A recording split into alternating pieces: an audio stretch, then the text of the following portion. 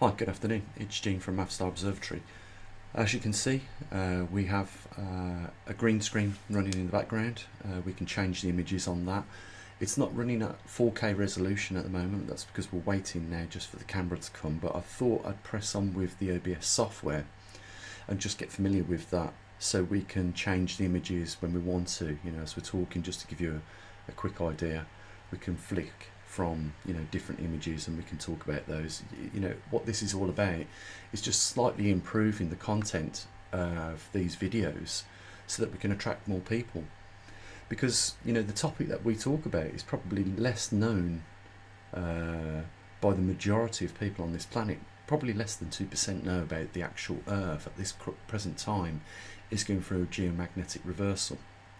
The image behind me is from Swarm, and it's measuring the total intensity by obviously overlaying on a map different colours. Where it's red is close to 55 to 60,000 nanoteslas. If you follow us, we measure in microteslas, so you just make that division by 1,000, you get microteslas. So in these red regions behind me, you'll see that these are around about 55 to 60 microteslas, and that's what our equipment pretty much records here at the observatory.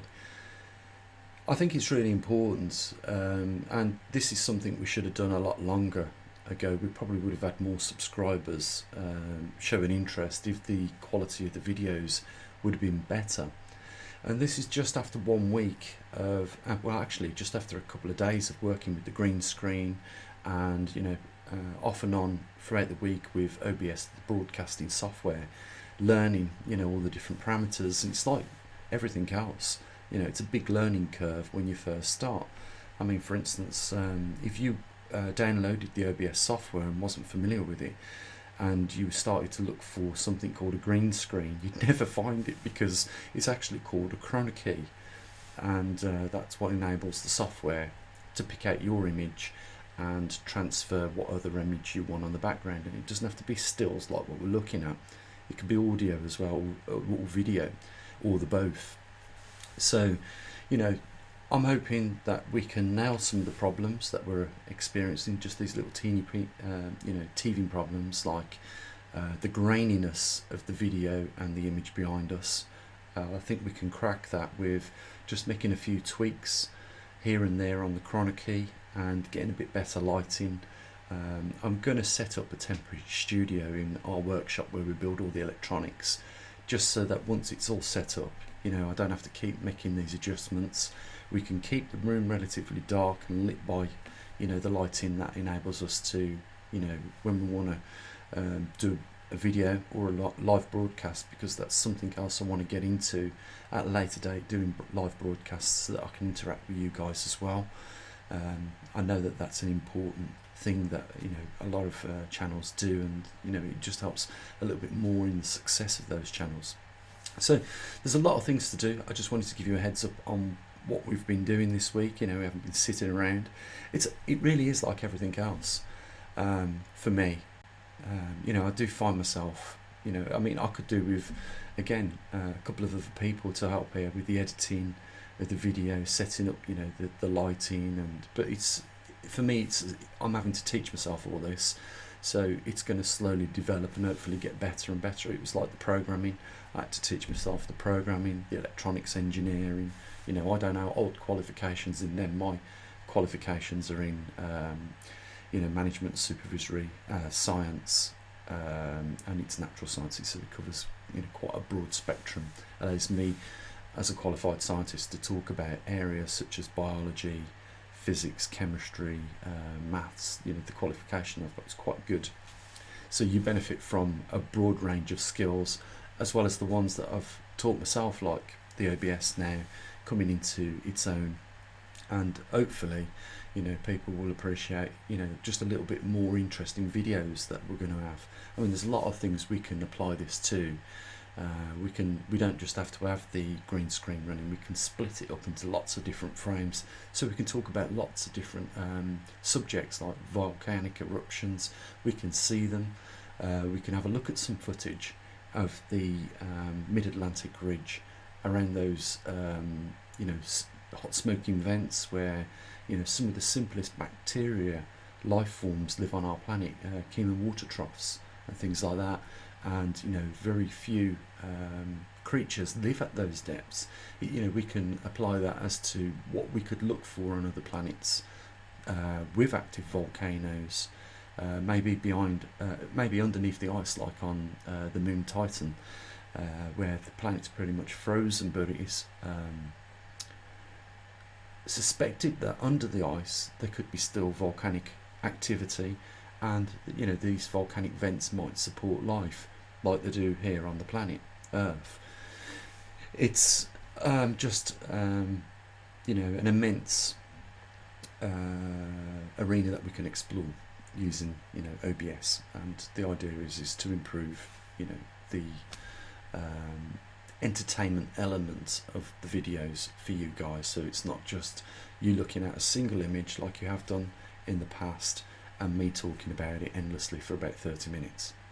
So yeah, just keep an eye on this space. You know, things are going to improve throughout the week when we get the 4K camera.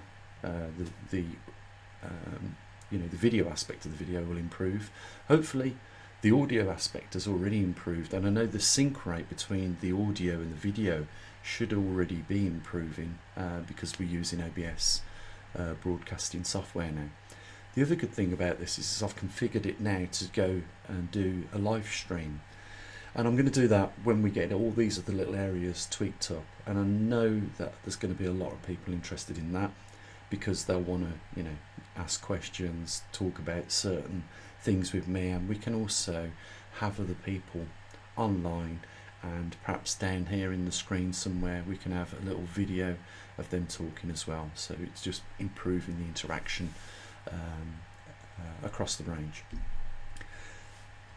Putting this aside, you know, there is a lot of things going on in our world today, and you know, it makes you wonder, doesn't it,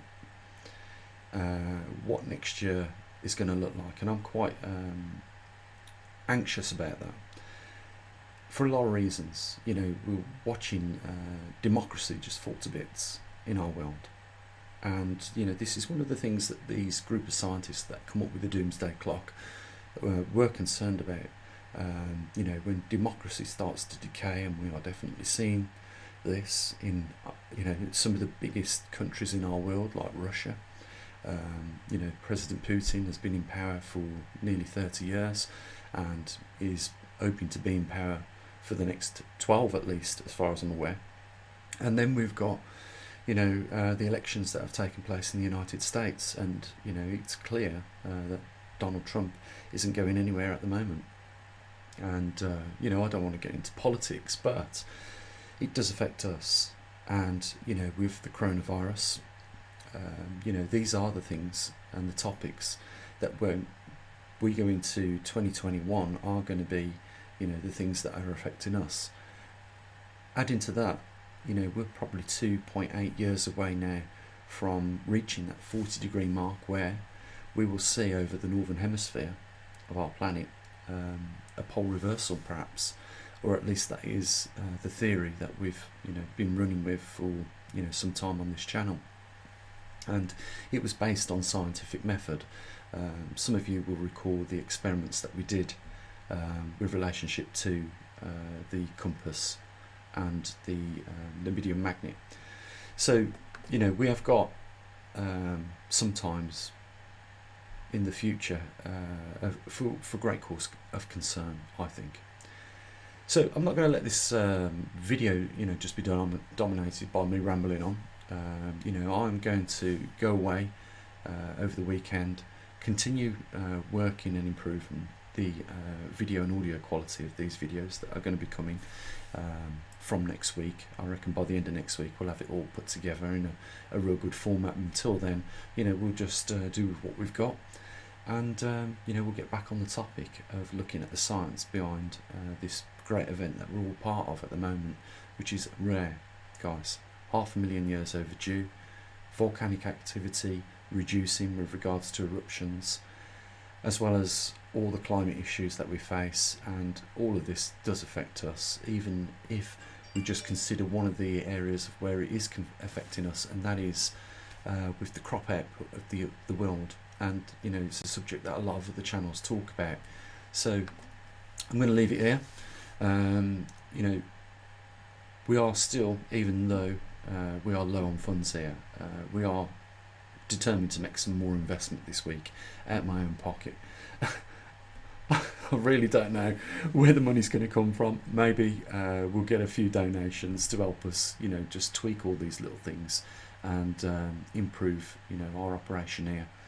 And another thing I want to get back into is a search for 2 magnetometers and another muon detector to go out into the field.